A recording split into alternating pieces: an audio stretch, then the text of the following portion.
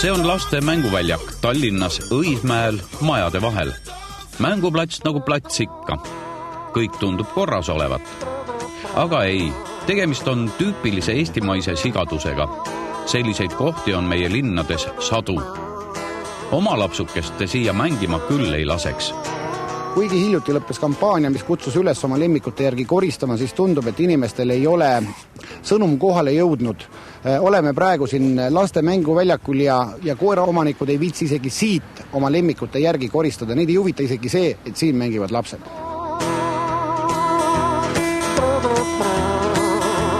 Tallinna Keskkonnaamet ja Loomakaitse Selts korraldasid ühisaktsiooni koeraomanikele. Selle tarbeks sai tellitud erilised kollased lipukesed.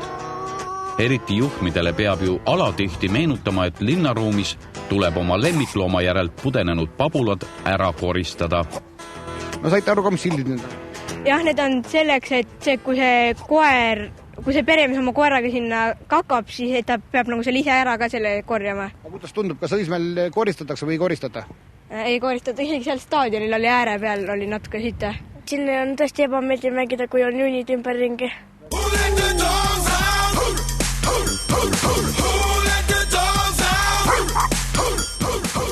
Lippe on nii palju siin ja majad on ümberringi ja laste mänguväljak. Et siin ei tohiks ühtegi lippu olla. Eesti loomapidamiskultuur on väga madal, et võrreldes teiste Põhjamaadega, et enda lemmikute järgi absoluutselt koristada ei suudeta.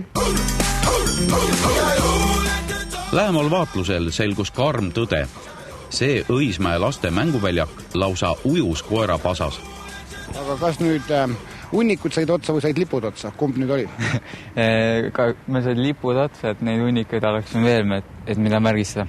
Peaks olema nii, et siin platsi peal ei ole ühtegi lipukest, aga paraku on neid siin 100 ringis. Aga mis siis peaks tegema, kui loomaomanik on lihtsalt niisugune, mitte kohusetundlik? Tulevad ise neid siia märgistama ja ära korjama, mitte ei peaks meie seda tegema. Mida arvavad aga junnide koristamisest koeraomanikud ise? Äkki nad ei teagi, et seda tuleb teha? Mina koristan, aga ega Õismäel väga hea see olukord ei ole, et siin koerajunn on igal pool. Et rohu peale eriti ei julge astuda. Siin Õismäel elab enamus nagu nii venekeelset kontingenti ja vanemad inimesed, et pensionärid oma koertega jalutavad, siis neil on ükskõik, kuhu nende koerad lasevad, et vanasti käis niimoodi ju. Kas te koristate ka oma koera järelt? Kotid kaasas? Ikka. Aga kuidas muidu Õismäel olukord on? Siin on paha jalutada sellepärast, et siin on hästi suured koerad, kes jooksevad lahti kogu aeg. Et minu meelest need, kes lahti jooksevad, need nagu ei korista ka. Sa pakka ju piraat или нет? Мешки с собой? Вот он. Молодцы. Kus tegijaid, seal nägijaid. See tegelane küll oma koera järelt ei koristanud. Ka see proua laseb rahulikult jämedal tulla, tema käsi koristama ei tõuse. Las naaber astub sisse. Peaasi, et endal oleks kuivem tunne. Sellisele inimesele tahaks kohe otsa vaadata. А кто со собакой убирает? Я убираю. А сейчас не убирали? А он же писал. Вы же видели, что он... Видели, мы снимали, какал. Где? Там. Мы же снимали рядом. Что вы говорите теперь? Нет, даже нечего вам сказать. Я хочу сказать, в таком случае, хорошо, я уберу эти какашки. Куда мне их выкинуть? Мусорные ящики. Где мусорные ящики? А тут везде полно же. А мешки есть у вас с собой? Сейчас нету. Потому что проблема с тем, что я же не буду...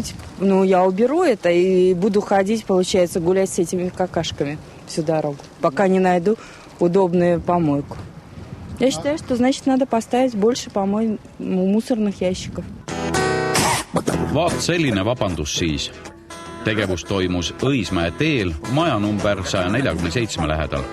Sealkandis olge siis ettevaatlikud. Võite sisse astuda. Tallinna munitsipaalpolitsei kohustuste hulka kuulub ka heakorra järele valvamine. võrreldes siis ka möödunud ajaga võib arvata, et olukord on tunduvalt paremaks läinud. Et ühelt poolt on siin see ilmselt, et linn on ka omalt poolt natukene teinud selleks, et loomapidajad saaksid loomade väljaheiteid koristada. Teiselt poolt inimesed on näinud kindlasti seaduse kuulekamaks, et ma võin tuua kas või sellise näite, et kui meie patrull kuskil sellistes piirkondades liigub, kus koeri jalutatakse, et kui nähakse seda masinat juba meie sõidukit, siis ei ole mingit probleeme, me ei pea sekkuma isegi inimeste tegevusse, nad saavad aru, et see on täiesti normaalne tegevus, et nad peavad oma loomade järgi hoolt kandma. Kui järelevalvet ei tehta, siis ilmselt on rohkem neid inimesi ka, kes proovivad siis seadusest kõrvale hiilida.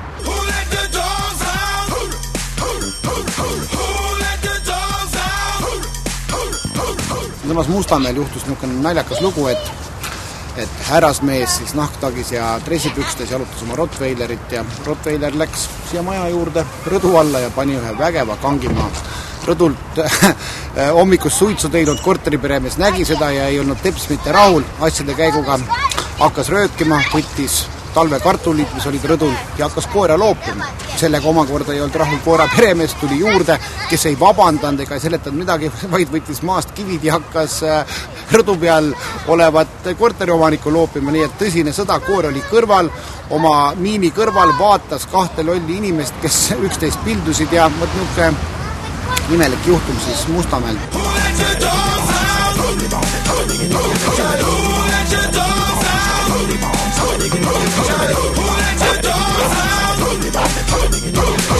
Kuigi inimene on selline elukas, kes reostab seda maakera kõige rohkem kui kõik loomad kokku, siis ometigi ei tohiks olla vabanduseks hoolimatutele koera omanikele.